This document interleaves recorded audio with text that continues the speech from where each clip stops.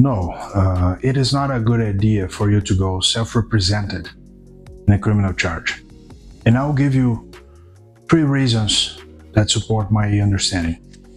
The first one is that there is an individual that is the assigned crown. This is the professional, the let's say the lawyer that works for the crown, that has the carriage of your matter. This is the one that is responsible for reviewing your disclosure completely, defining the charges that will be prosecuted, and those who are not qualified for this. So even if the police or officer, for example, after receiving the statement, evidence, collecting the evidence, if this person the police officer defines a set of charges, the assigned crown can change this, has the power, the authority to withdraw the charge if it's the case, change the set of charges if they understand that the grounds are closer to another section from criminal code. So this person has all power over your matter, and the rule is that they do not talk directly with the accused. They only contact, usually they only contact with the lawyer. And just for you to know how it's hard to reach out to the assigned crown, most of them do not even provide their phone numbers to the lawyers. The defense representative needs to wait for a call, and usually they call from an anonymous number. So if you are self-represented, you will almost sure not be able to contact this person. And this person has the power, the authority to define bail variations,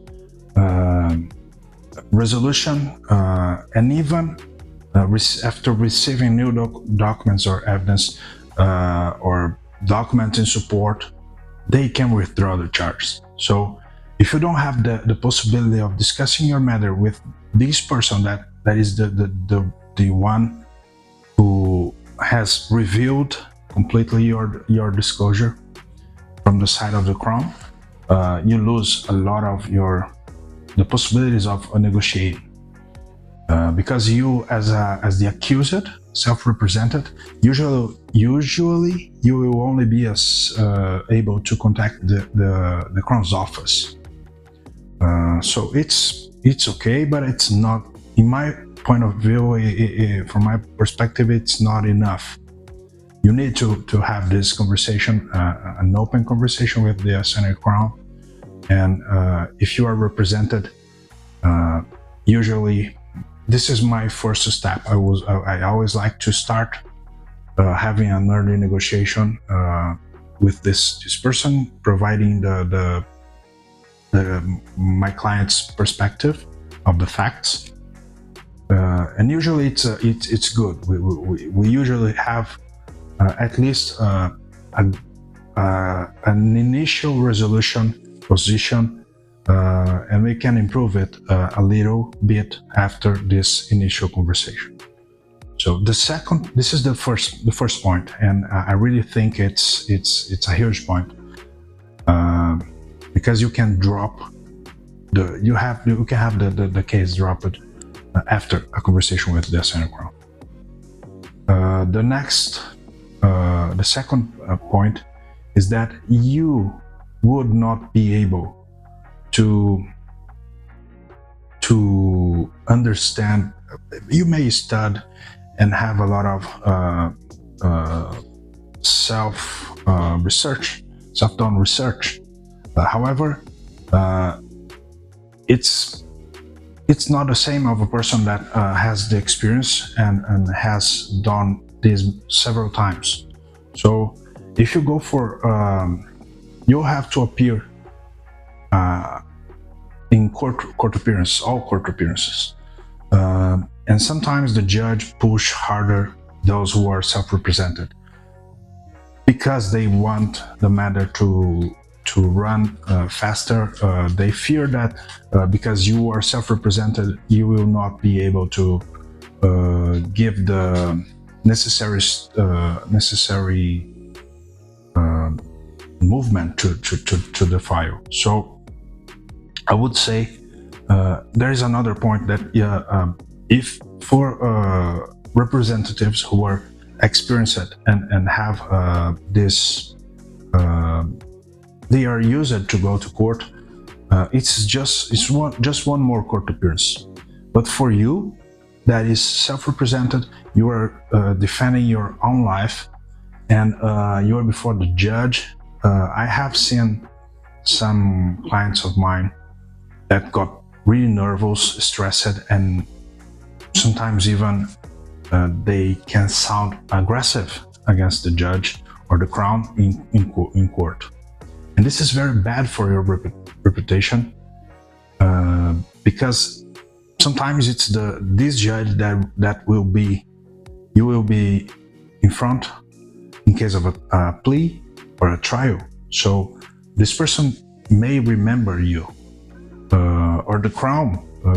I would say that the crown attorneys, they are probably connected to one to each other, so they have to provide updates after the court appearance, because usually the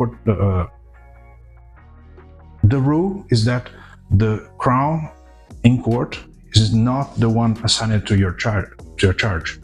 However, he or she may be a friend, and they will surely update the assigned crown. So if you have a bad behavior, if you you say more than you need, you will probably have some difficulties. You may have some difficulties in future. So if you are represented, you don't need to appear in court at all, except for the resolution. And sometimes,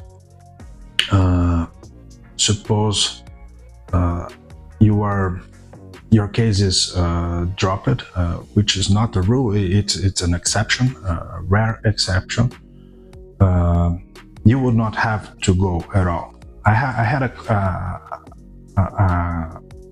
a client recently that had the charge withdrawn. So this person didn't need to go in court, although it was the preference to appear together.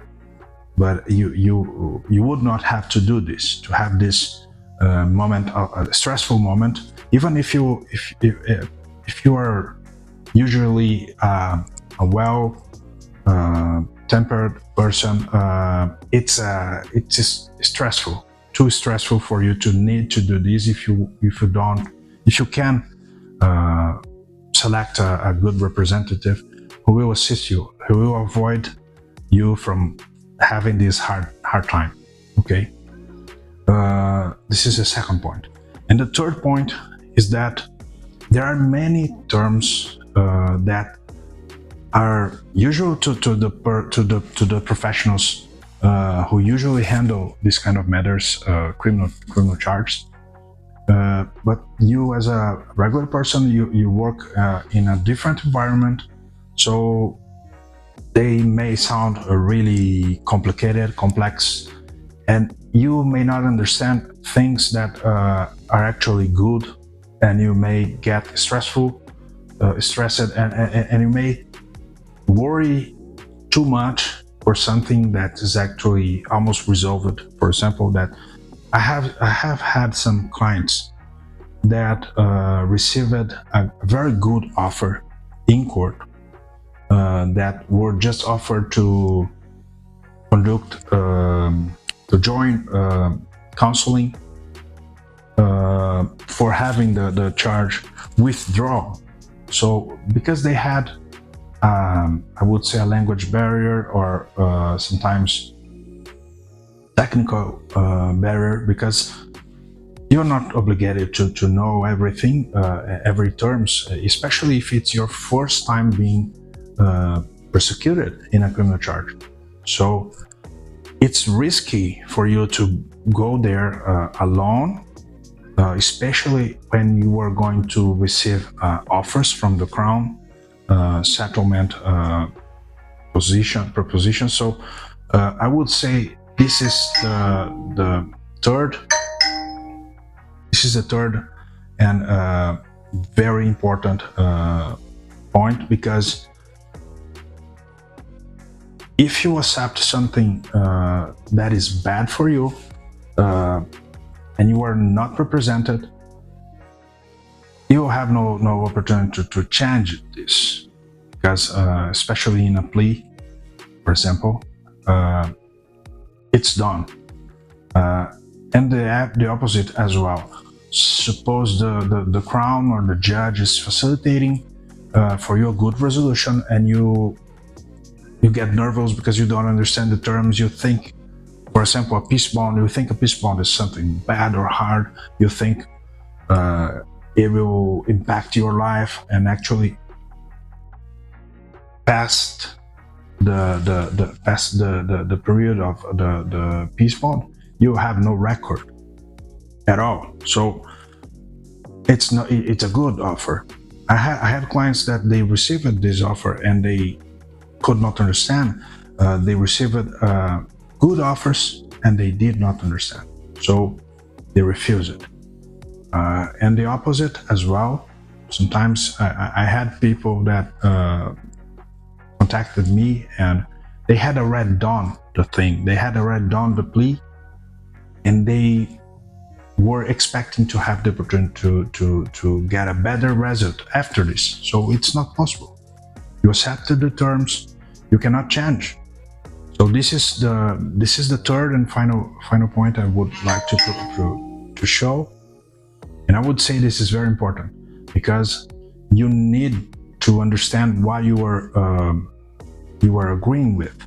So if you're self-represented, you will not have the proper guidance in the process, and this may get you in trouble, or at least too stressed for something that could be easily resolved. So